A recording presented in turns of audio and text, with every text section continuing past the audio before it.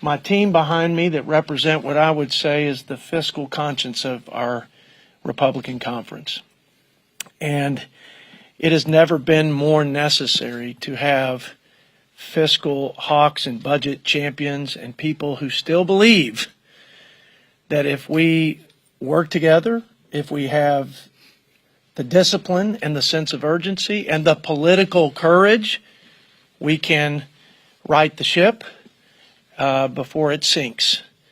And we can hand this country to our children better than we found it and not be that first generation of American elected leaders who failed to allow our children to inherit the blessings of liberty.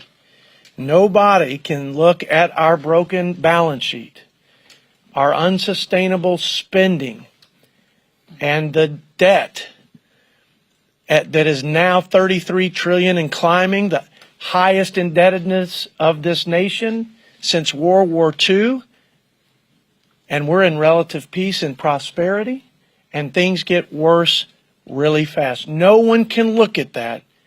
No leader worth their salt in this town can look at it and not shudder at the irreparable harm and the catastrophic consequences, not only for our citizens of today, but generations of Americans who will inherit not the blessings of liberty, but the curse that our fourth president talked about. And by the way, our founders warned us about excessive debt repeatedly. My favorite was what James Madison said: a public debt is a public curse, and in a Republican form of government, the worst of its kind. We don't have to wait for a Greece-like sovereign debt crisis to know the ill effects of this large and growing debt. It's exacerbating the cost of living crisis. It's putting upward pressure on interest and inflation. It's crowding out private investment and therefore growth and our ability to recover. It's squeezing our ability to fund our national priorities like infrastructure, defense, for example. Defense is being funded now per GDP at the lowest levels since pre-World War II. And will probably drop if we don't change course below 3%. Meanwhile, China and other adversaries of ours are making the investment. That's the first and most important job. My point is this. If you have a debt-related crisis, whether it's a slow economic demise, the termites, as they say, at the front porch, or the bear at the front door, where you have a catastrophic, sudden, Greece-like crisis. Either way, we lose the country. We lose future prosperity. We lose our security. We can't put a military on the battlefield to defend our freedom and interest. And again, our children will inherit the whirlwind and a new world order where America is not the leader of the free world. So that's what's at stake. I can't think of anything more important, and I can't think of a threat bigger to the 21st century for this great nation of ours than to do the following: to rein in this out of control spending, especially the mandatory spending that's driving the debt, to restore fiscal responsibility, and to reverse the curse. Here's how we do it in a nutshell as an outline, and then I can get into the details in the Q&A session. First, we've got to get this important work on discretionary done. Don't diminish the importance of right-sizing a bloated bureaucracy that has grown hundreds of billions of dollars since COVID. We have to eliminate the waste, and we have to right-size post-COVID. And we do that in our bill, in our framework, if you will, our 10-year budget blueprint to balance, by resetting our next year budget at 22 and controlling spending at 1% a year, which will save over $3 trillion. There are other items under discretionary, but the mandatory spending and the runaway entitlement spending is what's driving the debt. We talk about health care reforms. We talk about welfare reforms. And then we have an assortment of other mandatory programs that we need to make more cost effective, and then, of course, eliminate the waste. Speaking of waste, we now have $2 trillion of wasteful and fraudulent spending in the form of improper payments. When I was a freshman with Drew Ferguson, I think it was 1.5 trillion. It was 1.5 trillion. Last year, the improper payment rate was 250 roughly billion. You got Medicaid at 80 billion last year. You've got the Farm Bill supplemental nutrition at 12 billion. So this shouldn't be a partisan issue. We should find ways to steward the taxpayer dollars in a responsible way and also responsibly make sure the money goes to where it was intended for the people who need it the most. We also reduce interest as we reduce our principal, so we save trillions of dollars there. And then lastly, you can't grow out of a $16 trillion, $33 trillion debt hole, but $16 trillion in order to balance. You can't just grow out of it. But you need to be able to grow faster than your spending.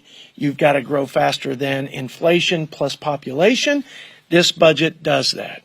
We return to pro-growth, pro-work, pro-energy policies that we know will reignite this economy, and will return to what we were experiencing before COVID, which is unprecedented growth and prosperity. And when I say prosperity, all boats were lifted up on the tide of a growing economy. We had the lowest poverty rates in recorded history.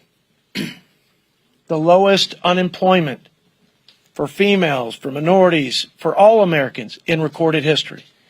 So this is our plan. This blueprint is the path for our country to balance its budget. We have a surplus of $130 billion. We don't cut Medicare benefits, and we don't cut Social Security or veterans benefits. But let me be clear. In this 10-year window, both the Social Security and the Medicare trust funds will become insolvent. We do what I think is the most practical thing and the most realistic way to address those highly sensitive and highly important safety nets for seniors. We have a recommendation for what you've heard talked about, no doubt, a bipartisan commission to look at that long-term unfunded liability and hash through all the ideas that should be on the table and come up with a consensus, a bipartisan consensus, so we can give seniors peace of mind and so we can make those programs not only solvent but sustainable for future retirees. Folks, that I believe that's what the last time we had to fix these programs and solve these problems, we had Ronald Reagan and Tip O'Neill basically come up with that consensus, and there was a Greenspan commission that preceded that helped sort of hash through those things. So with that context, I'd like to thank publicly my colleagues for their work on behalf of their constituents. If it's Ralph Norman, it's probably more on behalf of his 17 grandchildren. If you talk to Tom McClintock, he's the senior member on this committee. It's probably his sanity we've saved by having this blueprint. Too late, he says. But I want to say thank you to the team. This was a team effort. Everybody made their contributions, and I couldn't be more proud. You know, you can't have responsible budgeting if you don't have a budget. You can't have the debate, and you certainly can't hash out and cut a path. And you're doomed to fail if you just stand idly by and accept the status quo. These guys don't accept the status quo, and I'm just so thankful for what they did to contribute to our Reverse the Curse plan for restoring fiscal responsibility in this town, in this institution, and for the sake of our children and the greatest nation in the history of the world. So with that, I'd like to ask our senior Republican member and a good friend, a guy that I've learned a lot about budget as a freshman in the 115th Congress, Tom McClintock. Well, thank you, Mr. Chairman, and thank you for your leadership. You know, just as you cannot drink yourself sober, you cannot spend yourself rich, you cannot borrow your way out of debt, and you cannot tax your way to prosperity. And yet those are the three principles upon which Bidenomics is founded. No nation in the world has ever spent and borrowed and taxed its way to economic health, but many, many nations have spent and borrowed and taxed their way to economic ruin, bankruptcy, and collapse. Before any nation can ensure domestic tranquility or provide for the common defense or promote the general welfare, it must be able to pay for them. And our nation's ability to do so is coming into grave doubt. I believe this budget is a good faith effort to apply the principles of fiscal responsibility to federal spending before we're faced with a crisis that we can no longer pay for. History is screaming this warning at us that nations that bankrupt themselves simply aren't around very long. Let that not be the legacy of this generation, and let that not be the epitaph of the American Republic. Well said. Thank you, Tom. From the Palmetto State, as I mentioned, a guy who desperately wants to ensure the prosperity, the freedom, and the security that all Americans deserve, but certainly what he expects to hand to his 17 grandchildren. Ralph Norman. Thank you, Jody. Thank you for your work on this, tireless work that you never see, but you've been a great leader on this, as well as my other colleagues. Folks, let me put this in perspective for you. And I think it was Dave Swikert at caucus meeting this morning said, do you realize the interest that we pay is $20,000 per second? The interest on the debt, $20,000 per second. That's not sustainable. That is not real. To maintain our republic, we have got to, as Jody aptly named what we're doing, reverse the curse. And, you know, it's something, it starts with putting it on paper. I'm a developer. I build houses and other things. If I tell you I'm going to build you a house, what do I have to do? I have to give you a blueprint to tell you what I'm going to provide. What Jody and this team has done is put a blueprint together on how we're going to handle the 20,000 second problem, curse, I would put it. Now, you've heard politicians talk about it for a long time. I'm tired of talk. One thing I realized in Washington, D.C., every dollar that's spent has got an advocate for it. Every dollar. Now, is this going to be easy to meet? No. What is it going to take? I'm going to use the C word. It's going to take courage. We've got to have the willingness to say no, even if it's to projects that may or may not affect our state. We're looking at the survival of our country. No one can argue that 32 trillion is sustainable. No one can argue that Social Security is going bankrupt in 2035. No one can argue that the Highway Trust Fund is not going bankrupt sooner than that. And I was in a Rules Committee last night for a long period of time, and all my Democrat friends on the other aisle, great people, but you know what their answer is? Higher taxes. Not one time was there one mention of a cut. There is no way to sustain this, to do this, to reverse the curse, other than have cuts. And the only thing this administration has given us is a treasure of things to cut. 87,000 IRS agents is a joke. the new FBI building with buildings sitting vacant all over this town is a joke. The Green New Deal, so many things, which is crony capitalism, is a joke. Now, we've got to have the courage to say it out loud. And I don't care what the media says. I don't care what the naysayers say. We have to do it for the survival of our great republic. And folks, I would ask you, if not now, when? When are we going to do something?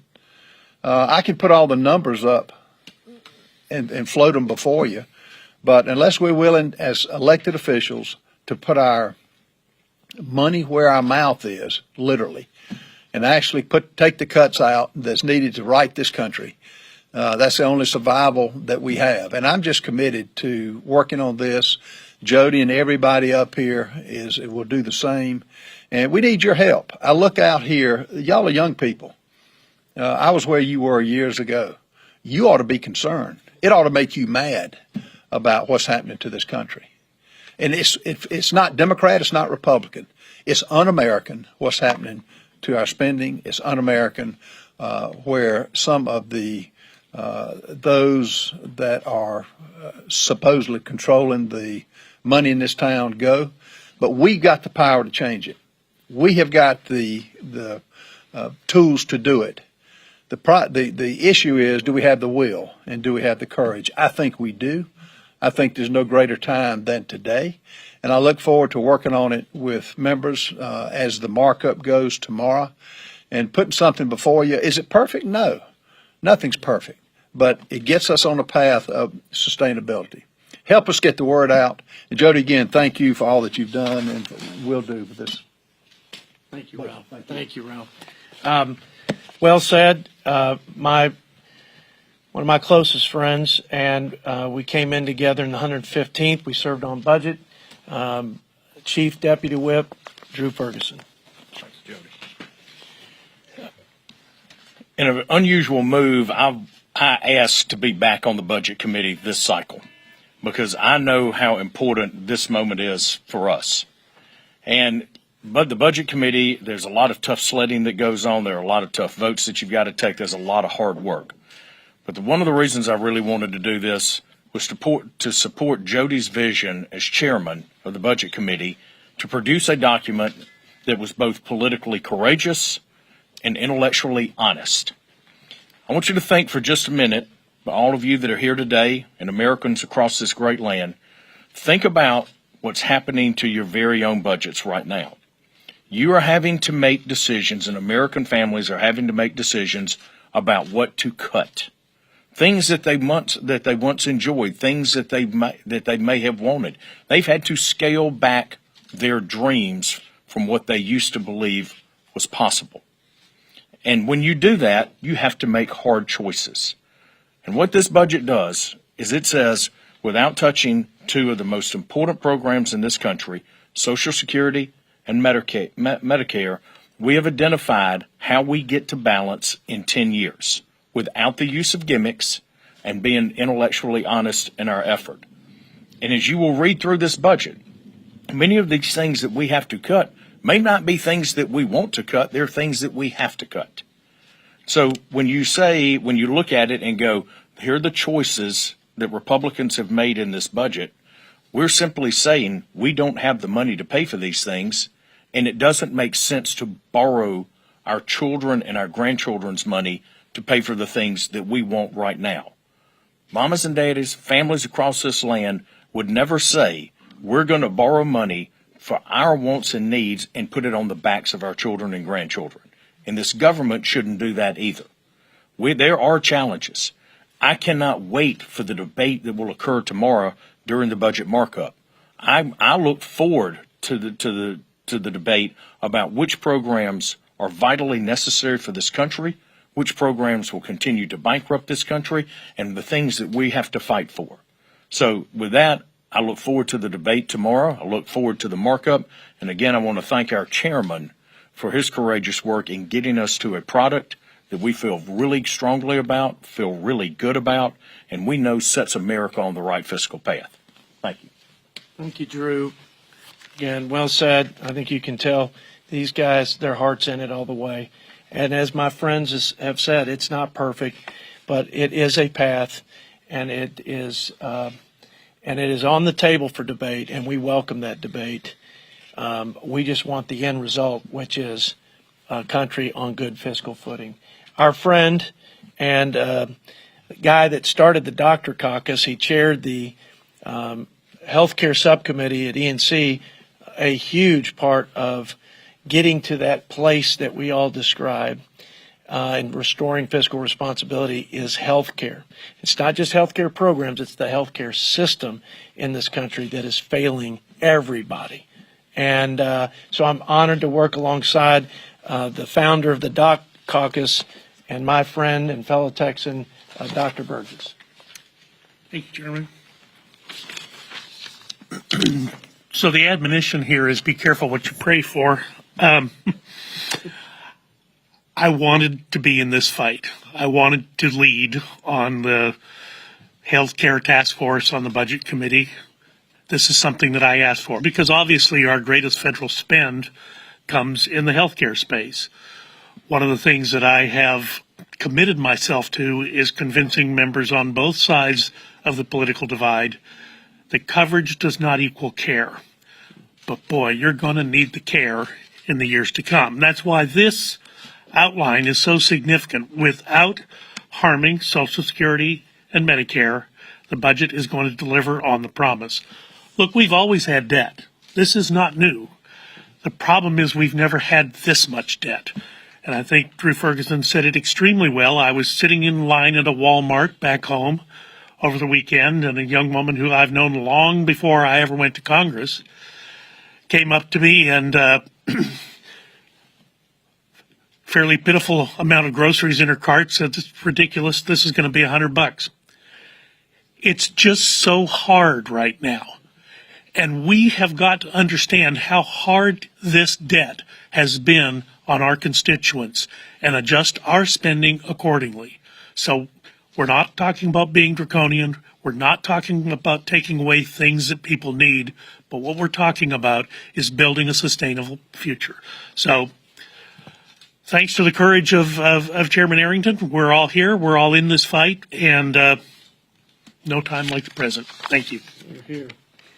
Well, with that, folks, if you got any really difficult questions, I'd ask Tom McClintock and Dr. Burgess to come up and take those. I'll take all the easy ones. Let me say that it's difficult for business people who've never served in and around public service and politics in this town to wrap their mind around that we don't live within our means and that we borrow and print seemingly infinitum. Because there's no way they sustain their business. They don't pay the bills. They don't keep people on the payroll and support the livelihoods of their coworkers if they don't live within their means and balance their budget like every state does it, every family does it, and every business does it. Chuck Edwards came to this town as a businessman. He asked great questions. He's eager and earnest just to do the right things to get us to the right place. So, Chuck, I know you share our sentiments, and if you want to say a few words later, I'll let you jump in here. But I know you just wanted to stand strong with us, right? Yeah. Tar Heel State. Right. Questions, comments, thoughts? Yes, ma'am. Thank you, Chairman. As you all know, Medicare is the largest federal health program spending-wise. It's only projected to increase by the CBO. You're proposing creating this bipartisan commission. How is the bipartisan commission going to recommend reducing spending without cutting Medicare benefits? Well, I don't think any party will achieve whatever the programmatic reforms or pay-fors you're going to have. There are plenty of ideas on both sides. Programmatic reforms and pay-fors. No one's going to strike that balance, no party, I should say, on their own. It's just not practical. It's too politically sensitive. I would also suggest it is too readily weaponized. So as soon as one party or the other comes out with their grand plan to save Social Security or Medicare, it will be used as a baseball bat against the other. What happens in that situation? Both parties retreat to the corner, and we don't lead.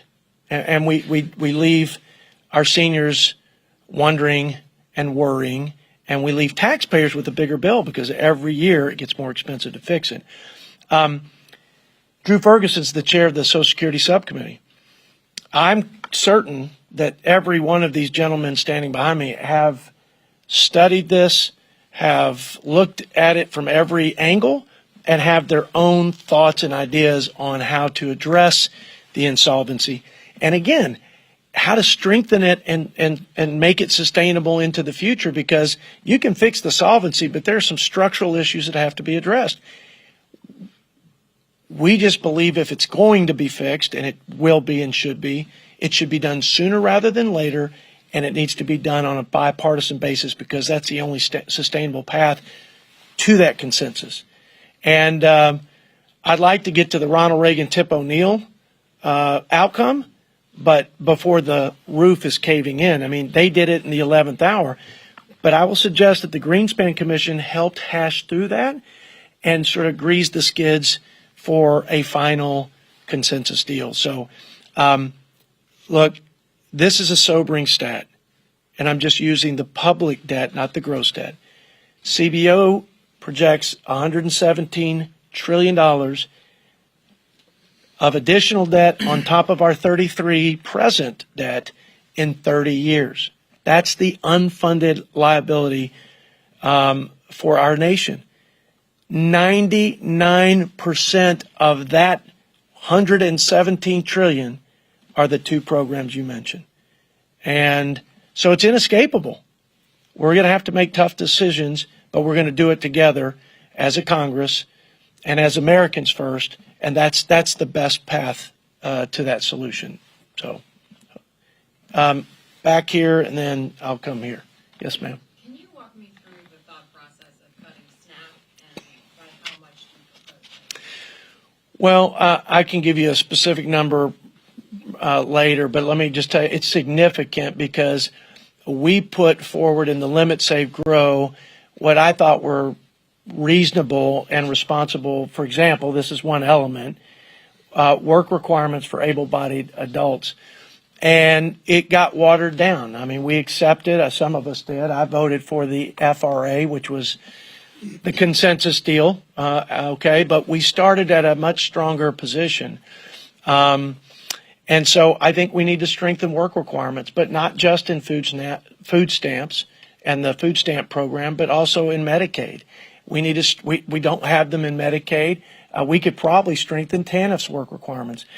It's also eligibility issues. It's also income and asset tests. We don't have state partners really in making sure that the money that we do steward on behalf of taxpayers goes to the people who are most in need. And so we need states to participate with us as partners with skin in the game. So one piece of that is states need to share in the responsibility and be given the flexibility so they can ensure that the financial controls are there where we're not just totally wasting money. So it's a number of things. Those are a few, areas of reform, but it is more than work requirements. It is comprehensive. And let me make one more comment about food stamps. I was on the Ag Committee in the last Farm Bill. Nobody begrudges American families and individuals who work hard, some 2-3 jobs, and they still struggle to make ends meet. We want to help those people. Now, I'm not sure the current food, supplemental nutrition program is set up so that those people get the help they deserve, but we want to help those folks. But there's been an expansion of benefits beyond the inflationary cost of food, for example, in this, and beyond the inflationary cost of medicine. And so I think with respect to food stamps, there's been a unilateral expansion that's cost 30 to 40 billion a year, well beyond the inflationary cost of food. So we have a comprehensive set of reforms, and it's not just for the supplemental nutrition, it's for all means-tested welfare programs. So we don't, and this is key, so we help people who need help, we provide temporary assistance, and that we help people mostly by encouraging them to come up and out of it and not be trapped, because worse than the fiscal implication is the humanity implication when people are dependent on the government, because our policies trap them there. So I hope that answers your question. Yeah, please. When you look at cutting these, as you've described it, as cutting these programs, it's really about incentivizing our fellow Americans to get back to work. I want you to think about how badly we need every single American that is able to work, participating in the workforce right now. We need our fellow Americans' talents to help us solve the problems that we're facing. We need their creativity, we need their experience, we need their energy. One of the major problems that we have with inflation right now, not only are we spending too much money, but we're doing things that drive down American productivity. So we aren't solving that side of the equation. We think we can solve all of this by simply raising interest rates. We've got to have increased productivity, and that means having our fellow Americans back in the workforce. Here's another important part to think about this. Every single one of our fellow Americans that's earning a paycheck and they're working hard every single day is contributing to Social Security and Medicare. Without that participation, those programs are more vulnerable and will become insolvent more quickly. And a question was asked earlier about Medicare and how do you solve that? Look at the piece of healthcare that is growing the fastest, and it is administrative cost. Doctors are getting paid less right now. Patients are receiving less care. And what we've got to do is we got to go after the thing that is increasing the quickest, which is what we do in this budget, which is to go in after rising administrative costs that simply don't add to better outcomes. So while we look at how we help the most vulnerable, we also have to encourage our fellow Americans to get back into the workforce to help us solve the inflation problem and to help us solve Social Security and Medicare. Without them, we can't. The government can't do it. Americans getting back to work is a big part of solving this problem. And the labor participation rates, as you know, are lower than they were pre-COVID, and they're really bad relative to historic numbers in the work-capable prime age male adults. So something's not right. The incentives are certainly not right. And the numbers suggest we can do much better, not just by the budget, but by our fellow Americans. Last question. I just want to add to the question that Axios asked earlier. I mean, it is not all bad news. A letter that Sheldon Whitehouse received from the Congressional Budget Office last March outlined how the expenditures in Medicare for the 10 years 2010 to 2019 were actually significantly lower than what they had projected, what CBO projected in 2010. Now, yeah, I get it. Democrats quick jump on that, say Obamacare saved money. But that would presuppose that Obamacare began to save money before it was passed. If you widen the lens out a little bit, what actually made a difference was the prescription drug benefit that was passed in 2003 and then implemented in 2006. So you're beginning to pick up the effect of treating the high cholesterol, treating the hypertension, bringing that disease burden under management, which is what occurred after the Part D benefit. There are actually some things, and I'm a big believer in personalized medicine. I think there are significant cures that are out there just over the horizon. We need to keep our eye on those as well, and we cannot let this budget problem eclipse those discoveries that are just on the cusp of happening. So that, again, I just wanted to stress that it's not all bad news from the healthcare front. There has been some good news. Our job then is to understand why the good news is out there, be sure that people understand why the good news is out there, and make certain that we keep it on a path that's sustainable. Thank you. Well said. We'll take a couple more, and then I know we got to get out of here. I hate leaving people that not give them an opportunity to ask. We worked too hard. It's been too long that this place has had a real budget to talk about, and we need you to start talking about it. We'll take whatever criticisms come, but we need to talk about it. Yes, sir. Thanks, Chairman Arrington. One, why does this proposal not repeal Obamacare? And two, why does it not increase the retirement age for Social Security? Again, no matter what you do with Social Security, it's going to divide Congress such that we will not have a productive problem-solving exercise. That's the politics of it. Doesn't mean I don't have opinions about how we should solve the insolvency and the unsustainability. I have my own views, and I've been on the Social Security subcommittee and have expressed those views on that committee. It's not productive for us today, one party or another, to try to solve it alone, because we know ultimately that won't happen. It will ultimately be a consensus solution. So why not lead by just creating a mechanism that forces us into a room? The White House, Congress, Republicans, Democrats, so we can actually make some progress. I've heard the chairman say that we need to just agree on the numbers. We need to get the trust fund folks, the trustees, to come in, just like in this budget. The first hearing we had was the fiscal state of the nation. You know what the goal was? To say, hey, we've all made contributions to this financial mess we're in, both parties. Now, I've been clear about that from day one, and I think these guys would agree.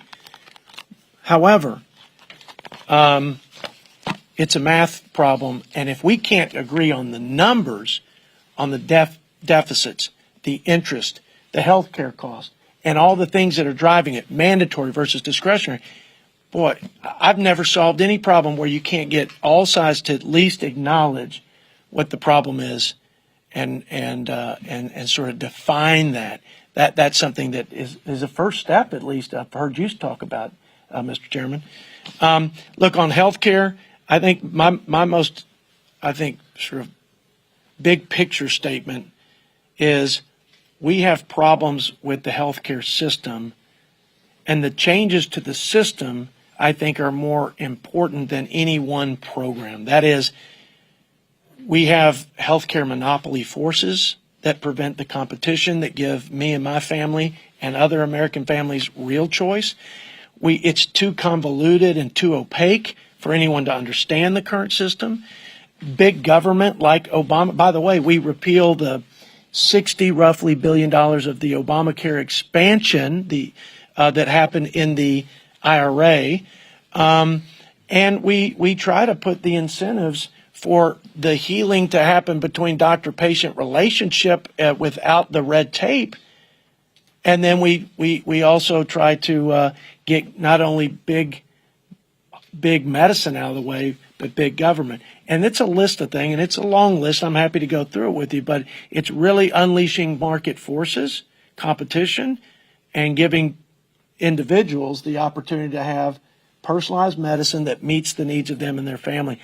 And I think Obamacare has been a disaster, and I think it should be repealed. And I think that it's done nothing to make health care affordable. You heard from our chairman of the healthcare task force. People got an insurance card. They didn't get health care. Health care cost doubled, and we had fewer choices. I'm not questioning the intentions of my colleagues. I think they wanted a more affordable health care system. But their government mandates and taxes and regulations did what I think always seemed to happen, which is make the prices go up, give us few choices, and make the quality go down. So, next question, and then we'll wrap it up. We'll have you bring us home. Well, you're going to feel bad here because I actually have like two technical questions and one substantive question. Okay. First of all, congratulations on getting something together. Thank you. It's a very difficult thing to do. Thank you. So, Appreciate it. the two technical questions. Is this why you warmed me up before that big The first technical question is the 1% limit on growth discretionary, does that apply to defense? No, Okay. no, it's flexible. And I just want to reiterate something. There is all kinds of waste in the Pentagon. There is no one on this budget committee. I haven't met someone in the entire conference that doesn't believe that. So we need to redirect that waste in a way that gives the military, our troops, the resources they need. So if you think about it, even with the flexibility on where that 1% cap comes from, the military, we need to invest to get it back to a place where it's not dangerously low like it is today. But the way they are doing that, and I think Mike Rogers just proved this out, he found $40 billion of legacy issues and inefficiencies in waste, and he redirected that towards our posture against China, new warcraft, et cetera. That's how it needs to work. You don't have any reconciliation instructions, which are kind of considered the teeth in a budget resolution. Why not? Listen, I just think we have what I believe is the core elements of a budget. We've got the policies the policy assumptions that presume on the savings on mandatory. We've got the discretionary budget, which is more than just our cut and cap. It's got no more one-time emergency spending for recurring non-emergency items. That's an old gimmick of Washington that both parties have used, unfortunately, to disguise increases in money. I think there'll be a time and place for reconciliation, but let me also be clear. And both parties are guilty of it. Look, we're trying to be as frank and as, open to where the problems are and the solutions to solve them. But reconciliation was a tool, not to advance the Republicans' policy agenda or to advance the Democrats' policy agenda. Reconciliation was there and created to reconcile the difference between what we're spending and the revenue that we bring in and the gap that we have to borrow to pay for this government. And both parties are guilty of not using reconciliation to actually reduce the deficits that will ultimately reduce the debt that will help save the country from a debt crisis. So I hope that we can actually get back to using reconciliation in that manner, which it was intended for, and not for some ancillary, no matter how important it might be, policy agenda for both parties. And lastly, this is the more substantive part, Yeah. I think. You mentioned that the tax cuts in the summer here would be presumably extended. The 2017 individual tax cuts that expire in 2025 would be extended in a deficit-neutral way, which would imply cuts elsewhere. At the same time, you have cuts in Medicare, Medicaid. We don't non-benefit Medicare cuts like site neutrality, like hospital debt that we're paying at 100%, that we don't need to pay at 100%. They need to share some of that. But I just want to make sure it's clear. We don't cut Medicare benefits and we don't cut VA benefits, et cetera. We're still going to have Democrats say that you're paying tax cuts on the backs of the elderly and the poor. Yeah. Here's what I'd say. The Democrats, my colleagues, and at least represented by the president in his budget, because here's the thing. My Democrat colleagues, and I consider Mr. Yarmouth a friend. I certainly consider my ranking member, Brendan Boyle, a friend. I mean, Scott Peters and I have a budget reform caucus together, and he's on my committee. So I don't mean any disrespect, but I haven't seen a real budget from any Democrat for 4 years. They've done a reconciliation shell budget, but they haven't done a real budget. So, but we do have a budget from, I think, representing the Democrat Party and Democrats in Washington. That's President Biden's budget. And we took a lot of time to unpack that and to provide the oversight that we're responsible for. And while we do lock in, we give flexibility to Ways and Means. I'm a Ways and Means guy, so we have flexibility there. But we do lock in the tax cuts and that for the lower income and middle class families. We lock in the tax incentives for small businesses to give them parity with the tax code as it applies to the corporations. So yeah, and I could go through those provisions. President Biden's budget raises taxes by $4.7 trillion.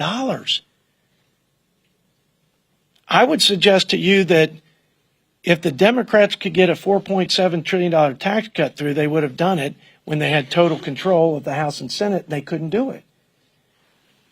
Because even some Democrats that I know think that while we're trying to recover, we have millions of jobs that are still vacant, more than we had pre-COVID. We don't need to tax our job creators at this point. We don't need to make our American companies less competitive.